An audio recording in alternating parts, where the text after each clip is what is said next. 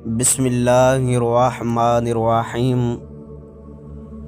دوستو، سردیوں کی وہ رات بہت اندھیری تھی۔ سلطان بلوچ اونٹنی پر سرگودا کے علاقے شاہ جیون میں میلہ دیکھنے گیا تھا اور وہاں سے رات کے 8 بجے واپس اپنے گھر کی طرف روانہ ہوا۔ اس کا گھر دریائے چناب کے پار بلوچوں کی بستی میں تھا۔ اس کے چند ساتھی بھی اپنے اپنے اونٹوں پر سوار تھے۔ راستے میں سلطان کو پیشاب کی حاجت ہوئی تو اس نے اونٹنی روکی اور اتر کر ایک جھاڑی کی آڑ میں چلا گیا۔ جب وہ فارغ ہو کر واپس آیا تو اس کے ساتھی کافی دور جا چکے تھے۔ سلطان نے انہیں زور زور سے آوازیں دیں لیکن اس کی آواز ان تک نہ پہنچ سکی۔ اسی دوران اس کی اونٹنی خود رو جھاڑیوں کو کھاتے کھاتے کچھ فاصلے پر چلی گئی تھی۔ وہ ریتلا علاقہ تھا اور ریت کے ٹیلے دور دور تک پھیلے ہوئے تھے۔ سلطان اونٹنی کو پکڑنے گیا تو وہ ایک ٹیلے کی آڑ میں نگاہوں سے اوجھل ہو گئی۔ سلطان اندھیرے میں اونٹنی کو تلاش کرنے لگا۔ ستاروں کی روشنی کافی مدھم تھی۔ کچھ دیر بعد اونٹنی تو مل گئی۔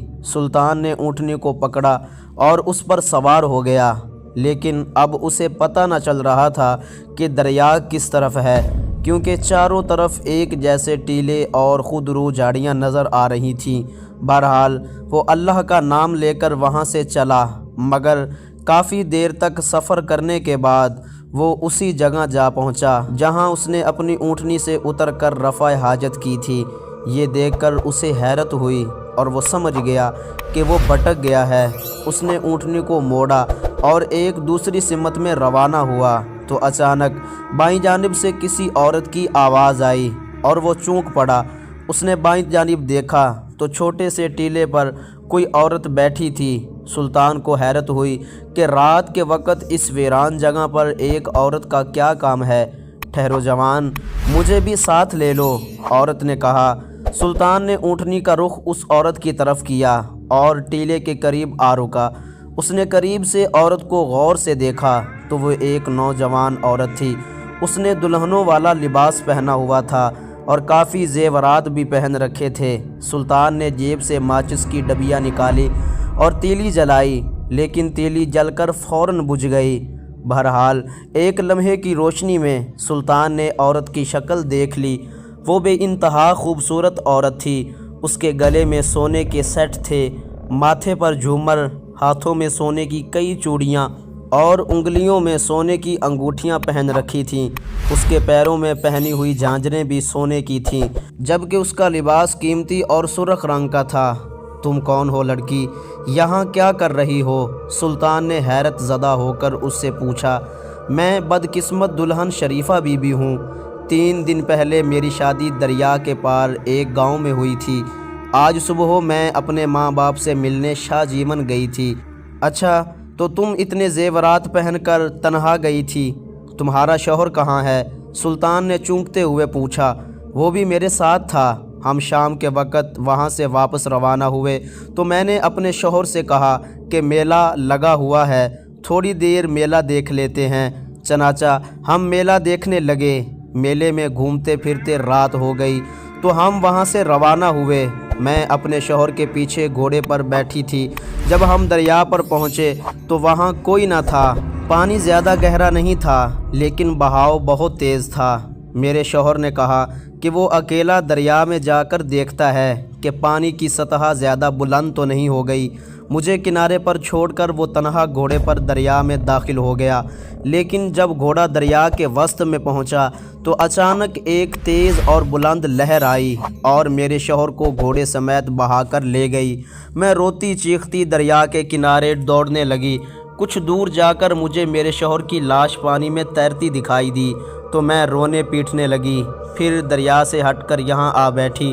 وہ دلہن جس نے اپنا نام شریفہ بتایا تھا اپنی کہانی سنا کر رونے لگی۔ سلطان کو بے حد افسوس ہوا۔ اس نے شریفہ کو تسلی دی اور کہا، صبر کرو، صبر کے سوا کوئی چارہ نہیں۔ پر صبر کرنے سے کیا ہوگا؟ میرا شوہر تو زندہ نہیں ہو سکے گا، تو میں اتنی لمبی زندگی کس طرح کس کے سہارے گزاروں گی؟ مجھ بدقسمت بیوہ سے کون شادی کرے گا؟ لوگ مجھے کیا کہیں گے، اسی لیے میں دریا کے پار گاؤں میں بھی نہیں جا رہی۔ شریفہ نے سسکیاں لیتے ہوئے کہا۔ اب تم کہاں جانا چاہتی ہو؟ میرا گھر تو دریا کے پار ہے، سلطان نے پوچھا۔ تو مجھے اپنے گھر لے چلو گے؟ نہ میں سسرال والوں کو اپنی صورت دکھاؤں گی اور نہ ہی میکے والوں کو، سب مجھ سے نفرت کریں گے، وہ آنسو پوجتی ہوئی بولی، اور پھر پوچھنے لگی، کیا تمہاری شادی ہو چکی ہے؟ نہیں، پر اگلے سال شادی کا ارادہ ہے، سلطان نے کہا۔ تو تم مجھ سے شادی کر لو، میں تمہاری خوب خدمت کروں گی۔ اگر تمہیں شادی کے لیے روپیوں کی ضرورت ہو تو میں اپنا سارا کا سارا زیور تمہیں دے دوں گی۔ پورے 1,00,000 روپے کا زیور ہے، شریفہ نے کہا۔ اس دور میں 1,00,000 روپے بہت معنی رکھتے تھے۔ سلطان اس کی بات سن کر خوش ہو گیا۔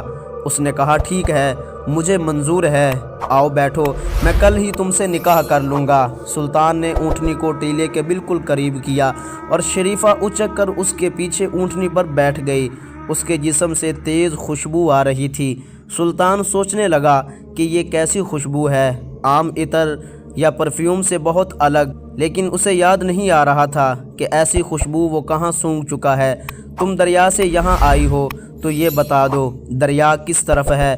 میں بھی راستے سے ہی بھٹک کر اس طرف آ نکلا تھا۔ شریفہ نے ہاتھ سے ایک طرف اشارہ کیا اور سلطان اسی سمت اونٹنی کو دوڑانے لگا۔ جلدی وہ دریا پر پہنچ گیا۔ دریا میں پانی کی سطح دیکھ کر سلطان کو بہت حیرت ہوئی کہ نہ تو بہاؤ تیز ہے اور نہ ہی پانی کی مقدار میں اضافہ ہوا ہے۔ صبح جب میلے پر جانے کے لیے اس نے دریا پار کیا تھا، اس وقت تو پانی اونٹنی کے گھٹنوں تک تھا اور اب بھی اتنا ہی نظر آ رہا تھا۔ تو پھر شریفہ کا شوہر اور گھوڑا کیسے ڈوب گئے؟ شریفہ نے مجھ سے جھوٹ بولا ہے۔ شریفہ سنبھل کر بیٹھنا، میں اونٹنی کو دریا میں اتار رہا ہوں، اسے پیچھے دیکھے بغیر، شریفہ سے کہا۔ پھر اونٹنی پانی میں داخل ہو گئی۔ اب سلطان کو محسوس ہوا کہ شریفہ سے خوشبو آنا بند ہو گئی ہے۔ اسے دریا کے بالکل درمیان میں پہنچ کر چہرہ گھمایا اور پیچھے دیکھا تو اس کا دل دھک سے رہ گیا۔ اس کے پیچھے شریفہ موجود نہیں تھی۔ شریفہ کو غائب دیکھ کر سلطان فکر مند ہو گیا اور سوچنے لگا کہ کہیں شریفہ دریا میں گر کر ڈوب نہ گئی ہو۔ اس نے اونٹنی کو چند لمحے کے لیے روکا اور جب شریفہ کے غائب ہونے کی کوئی وجہ سمجھ نہ آئی تو دوبارہ اونٹنی کو آگے بڑھانے لگا۔ تھوڑی دیر بعد اونٹنی دریا پار کر کے دوسرے کنارے پر پہنچی تو سلطان کو ایک دم سے خوشبو دوبارہ محسوس ہونا شروع ہو گئی۔ اس نے پلٹ کر دیکھا تو وہ پھر حیران پریشان رہ گیا کیونکہ اس کے پیچھے شریفہ موجود تھی۔ سلطان تو چکرا کر رہ گیا۔ تم کہاں چلی گئی تھی شریفہ؟ کہیں بھی نہیں سلطان، شاید اندھیرے میں آپ مجھے نہیں دیکھ سکے۔ پھر یہ کیسے ممکن ہے؟ شریفہ، میں نے خود پلٹ کر دیکھا تھا اور تم میرے پیچھے موجود نہیں تھی۔ ارے میں نے کہا نا، میں یہیں تھی، تمہارے بالکل پیچھے۔ اندھیری رات ہو تو آدمی وسوسے کا شکار ہو جاتا ہے۔ سلطان کچھ نہ بولا اور اونٹنی کو آگے بڑھا دیا۔ وہ سوچ رہا تھا کہ یہ اس کا وہم ہرگز نہیں تھا۔ اگر شریفہ اونٹنی پر موجود رہی تھی تو اس کے جسم سے خوشبو آنا کیوں بند ہو گئی تھی؟ پھر وہ خوشبو پر غور کرنے لگا کہ اتنی تیز خوشبو کس عطر کی ہو سکتی ہے۔ اپنے گاؤں کے قریب پہنچ کر اسے ایک دم یاد آیا کہ یہ خوشبو کافور کی ہے اور کافور جیسی تیز خوشبو کوئی بھی انسان نہیں لگائے گا۔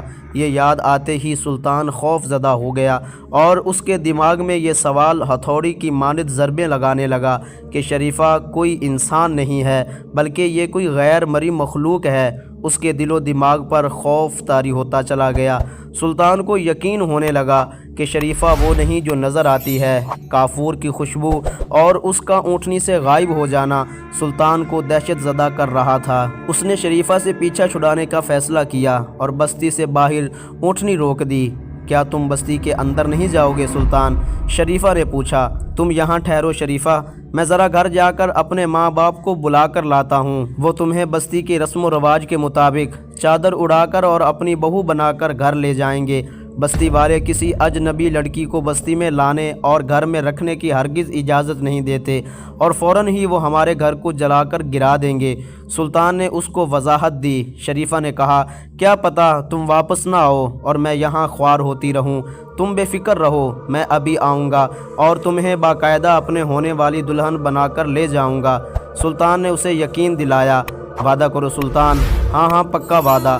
پھر وہ اونٹنی سے اترا تو شریفہ نے کہا، ارے اونٹنی کو تم یہیں چھوڑ کر جاؤ، میرا دل بہلا رہے گا، اور پھر تم واپس بھی تو آؤ گے نا۔ سلطان نے اس کی بات مان لی اور اونٹنی وہیں چھوڑ کر بستی میں داخل ہو گیا۔ وہ اپنے گھر پہنچا اور اپنے باپ سے کہنے لگا، ابا مجھے بچا لو، ایک بلا میرے پیچھے پڑ گئی ہے، مجھے اس سے بچا لو، دروازہ اندر سے بند کر دو ابا۔ ارے تم کیا کہہ رہے ہو بیٹا؟ پھر سلطان نے مختصراً جلدی اپنے باپ کو ساری روادات بتائی۔ اس کا باپ فوراً سمجھ گیا کہ اس کے پیچھے ویرانے سے کوئی چڑیل پڑ گئی ہے۔ سلطان پر خوف طاری تھا اور اسے تیز بخار ہو گیا۔ باپ نے دروازہ بند کر لیا اور کلہاڑی لے کر دروازے کے آگے بیٹھ گیا۔ اتنے میں باہر سے دروازے پر دستک ہوئی۔ سلطان دروازہ تو کھولو۔ کچھ دیر بعد باہر سے شریفہ کی آواز آئی، تم نے تو کہا تھا کہ تم ماں باپ کو لاؤ گے، خود آؤ گے، چادر اڑا کر رواج کے مطابق مجھے دلہن بنا کر لے جاؤ گے، مگر تم تو یہاں آ کر سو گئے ہو۔ سلطان پر خوف سے لرزہ طاری ہو گیا اور یہ سوچ کر اس کے ہوش اڑ گئے کہ شریفہ کو اس کے گھر کا پتہ کیسے چلا۔ اب وہ جان گیا تھا جوان دلہن کوئی لڑکی نہیں بلکہ اصل میں ایک خوفناک بلا اور چڑیل تھی۔ تم جو بھی بلا ہو بھاگ جاؤ یہاں سے، میرا بیٹا سلطان تم سے ہرگز شادی نہیں کر سکتا، چلی جاؤ یہاں سے۔ سلطان کے باپ نے بلند آواز سے کہا، اگر اس نے شادی نہ کی تو میں اس کا کلیجہ نکال لوں گی جیسے اس کی اونٹنی کا نکالا ہے۔ شریفہ کی غضبناک آواز آئی۔ یہ سن کر سلطان پر تو دہشت کی شدت سے بے ہوشی طاری ہو گئی۔ اس کا باپ کلہاڑی لیے دروازے کے آگے کھڑا رہا۔ ٹھیک ہے سلطان، تم نے وعدہ خلافی کی ہے اور مجھے دھوکہ دیا ہے تو میں تمہارا کلیجہ نکال کر لے جا رہی ہوں، شریفہ نے باہر سے ہنس کر کہا، اور پھر اس کی بلند قہقہ آہستہ آہستہ معدوم ہوتا گیا۔ باپ نے اطمینان کا سانس لیا اور جب اس نے سلطان کی طرف دیکھا تو حقیقتاً اس کا سینہ پھٹا ہوا تھا اور وہاں سے اس کا کلیجہ غائب تھا۔ وہ چڑیل سچ مچ میں سلطان کا کلیجہ نکال کر لے گئی تھی۔